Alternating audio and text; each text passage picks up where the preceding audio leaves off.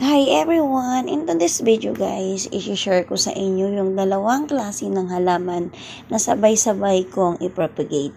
This one is Enjoy Pothos. I-cut lang natin guys. Anyway guys, the more na nag-cut tayo ng plants, the more silang lalago.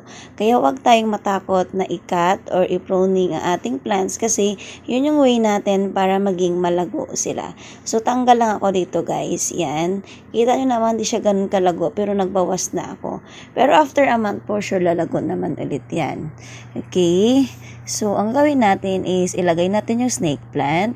Ang gamit kong soil is more in rice hull. Naglagay din ako ng kaunting fertilizer na manure. And then, konting soil. So, yun lang ginagawa ko, guys. Yan.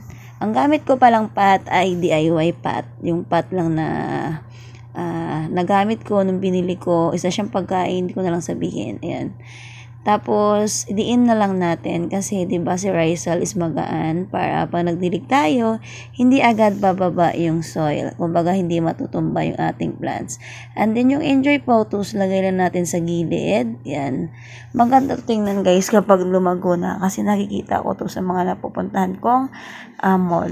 So, paikot lang natin. Yan. Nagamit na lang ko pala guys, kamay ko na lang kasi medyo nahirapan ako kapag nagamit pa ako ng tools. Kasi nga, yung tools na ginagamit sa panghalaman kasi medyo maliit yung pot.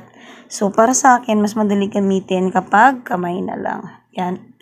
Make sure lang natin guys na nabaon natin maigi kasi 'di ba mabuwaghag sa rice hull at baka hindi natin napansin, hindi siya nakabaon.